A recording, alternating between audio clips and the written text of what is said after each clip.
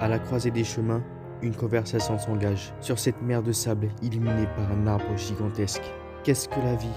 Quel est le sens de notre vie? Sommes-nous seulement voués à vivre, aimer et mourir? Ou l'amour ne serait-il pas seulement un instinct animal, un prétexte pour assurer notre descendance et ainsi assurer la pérennité de notre espèce? Tous ces souvenirs partagés de bonheur, ces moments heureux, ont-ils finalement un sens? エレン、あなたは自分が何をやったか分かってるの？あなたは民間人を殺した。子供も殺した。この世から一匹残らず。もう取り返しがつかない。エレン、お願い、帰ってきて。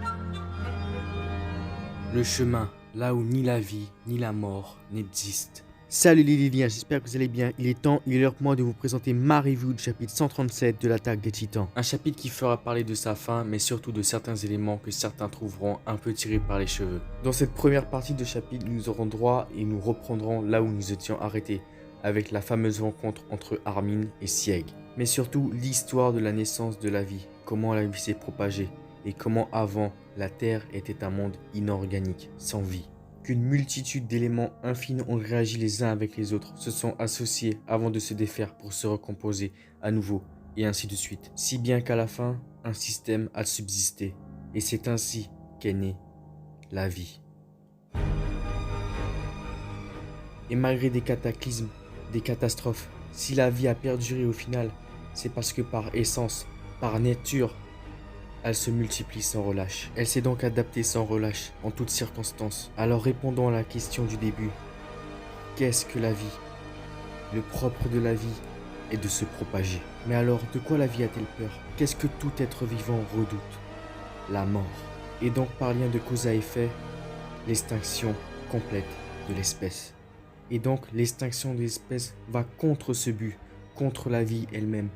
Voilà pourquoi alors Ymir, fondatrice de l'empire d'Eldia, a voulu échapper à ce tourment. Alors elle a donné naissance à un corps plus puissant, un corps gigantesque et impérissable.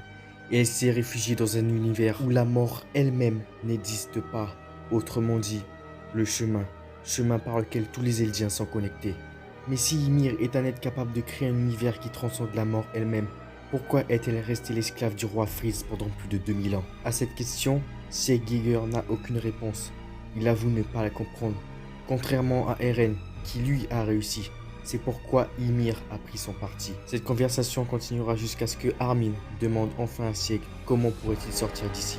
Mais Sieg n'en voit pas l'intérêt. Armin, avec toute la détermination qu'il a, dira à Sieg que ses camarades sont en train de se battre dehors. Sieg lui répondra alors: en quoi la défaite est-elle si mal? Tout ce qui vit finit-il bien par mourir? Sieg reste enfermé dans sa vision de ce qu'est la vie. Juste se reproduire pour perpétuer l'espèce. Un désir vil.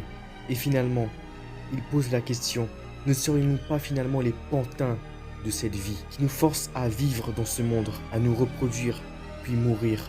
Peut-être que quand on ne sera plus des pantins de cette existence absurde, dont le seul but semble être la multiplication, alors on se sentira enfin libre. Mais la réponse qui va être apportée est d'une certaine justesse et d'une finesse, ou tout simplement une autre vision, une vision plus positive de ce que la vie nous apporte. Oui, nous sommes nés pour nous reproduire, mais au-delà de ça, nous apportons des souvenirs. Armin se remémore alors de cette fois où il a lu des livres, où il a recueilli un écureuil, ou du moment où il a couru avec Eren, Mikasa, près d'un arbre. Ces souvenirs, c'étaient de petits instants de rien du tout, qui m'ont semblé d'une immense importance. Alors au-delà de leur reproduction, de notre désir de perpétuer l'espèce, ne tiendrait-on pas à la vie pour ce que la vie, justement, peut nous offrir? Des souvenirs. C'est une chose bien plus précieuse que n'importe quoi. À présent, il ne nous reste plus qu'à nous battre. Je me battrai pour ma vision de la liberté, et vous, pour la vôtre.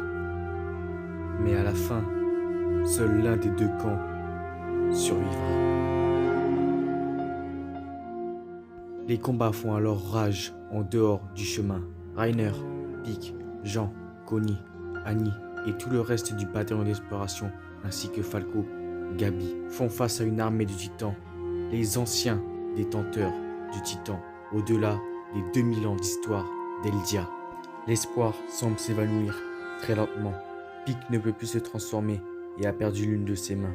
Reiner est sur le point de mourir des mains de l'un des titans marteaux, et Annie, quant à elle, est submergée par une vague d'autres titans. Quant à Levi, l'homme le plus fort du monde, il est condamné à regarder ce spectacle impuissant. Mais c'est alors que l'improbable, l'impossible se produit. Le titan de Bertholdt vient de sauver Annie, devant les yeux ébahis et choqués de Mikasa et Connie, et même, surtout, celui de Annie. Les deux anciens camarades se jetant un bref regard. Mais le spectacle ne fait que commencer, puisque le titan de Porco et Marcel se mettent aussi à les défendre. Et bien sûr, une ancienne détentrice du titan Mâchoire et amie des membres du bataillon d'exploration, Ymir. Une ouverture se crée alors pour Mikasa, le moment de délivrer Armin. Et cela est fait, grâce aussi notamment à l'intervention de Gabi. Armin est alors libéré et rattrapé par Annie, s'excusant auprès de tous et disant que maintenant tout va bien, puisque tous les anciens détenteurs du titan, Grisha, Kruger, Xaver, commencent à se battre avec eux pour les aider.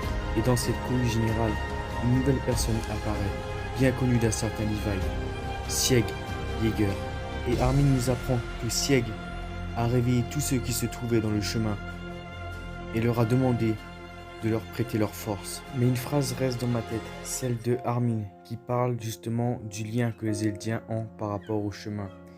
Il est dit, tous les Eldiens sont connus par cette voie, certainement parce que Ymir, grand ancêtre, a besoin de ce lien. Pourquoi Ymir aurait justement besoin de ce lien? Et apparemment, Ymir attendrait quelque chose d'eux. Nous verrons bien sûr ça, je pense, au chapitre 138 pour avoir la réponse. Sieg alors remercie son père, Monsieur Xaver, et espère qu'un jour ils pourront rejouer ensemble. Quant à Armin, lui, il dit à Bertholdt qu'il lui a tout pris, son pouvoir, sa vie, mais quand même, il lui demande de lui prêter sa force. C'est alors le bref moment de rédemption de Sieg, qui admire le paysage. Quelle vue magnifique! Si seulement j'avais aperçu ça plus tôt. Enfin bon, après les massacres que j'ai commis, j'aurais dû tout paix, t'en demander plus.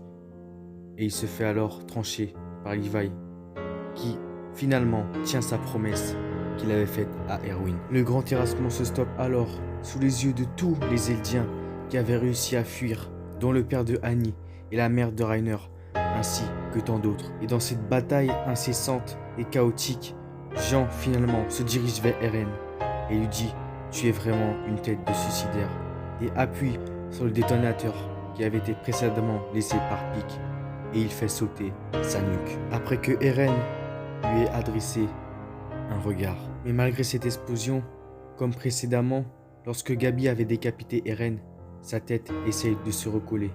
Mais Reiner l'en empêche. C'est alors pour le moment de tout le monde de partir, car Armin va se transformer en titan colossal et ensuite faire exploser les os d'Eren. Au revoir, Eren. Et c'est ainsi que se termine ce chapitre 137 de Shingeki no Kyojin. Un chapitre que certains, comme je le dirais, trouveront ça un peu tiré par les cheveux, dont moi aussi je fais partie.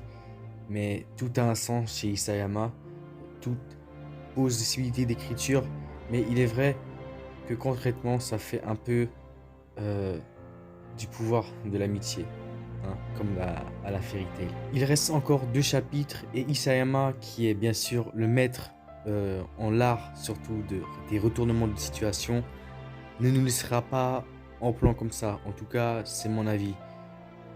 Isayama nous a teasé beaucoup trop de fausses morts, surtout avec Eren, de nombreuses fois et avec de nombreux personnages. Et je pense que la mort d'Eren, qui est annoncée dans ce chapitre 137, sera bien sûr, encore une fois, et je l'espère, parce que j'espère que le grand terrassement réussira, et surtout pour une logique scénaristique, parce que Eren possède l'originel, le pouvoir de tout modifier, le pouvoir ultime. Et c'est pas, entre guillemets, quelques prolos qui veulent sauver l'humanité qui peuvent affronter concrètement un dieu. Car je le répète, même si certains diront que j'ai peut-être tort, mais moi qui écris et qui ai publié un roman, je trouve ça d'une facilité scénaristique. Et Isayama n'est jamais resté dans la facilité scénaristique. Il a toujours allé dans des choses auxquelles on ne s'attendait pas. Et j'espère vraiment que dans ce chapitre 138, qu'on aura le mois prochain, eh ben, on aura ce retournement de situation et cette fin à laquelle SNK mérite et qui devrait se passer. Sur ce lien, bien, je vous remercie de m'avoir écouté et suivi dans cette vidéo. J'espère que cette petite review vous aura plu. On est bientôt à 12 minutes de vidéo et voilà. Sur ce lien, n'oubliez pas aussi que j'ai écrit un roman. Si vous voulez me soutenir, vous pouvez l'acheter. Il est disponible sur Amazon, la Fnac et sur bien d'autres sites. Bien sûr, tous les liens seront en description. Et je vous laisse avec l'outro et après avec le nouveau trailer de mon livre. Sur ce lien, je vous remercie de m'avoir écouté et suivi dans cette vidéo. N'oubliez pas de la partager, de liker, c'est vraiment très important. Et de vous abonner avec la petite clochette pour que notre communauté s'agrandisse de jour en jour.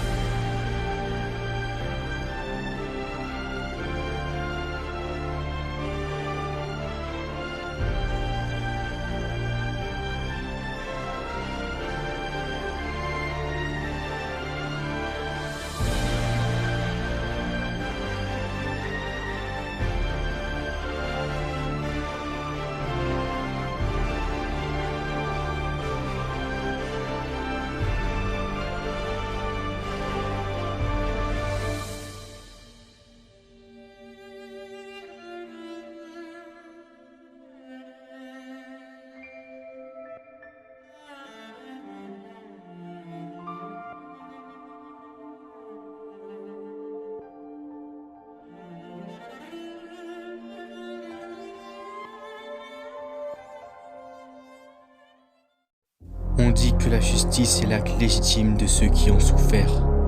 Mais à quel moment la justice laisse-t-elle place à la vengeance ?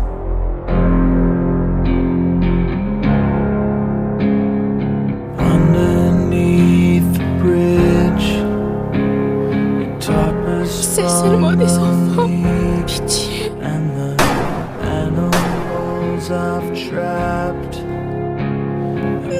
réveille-toi.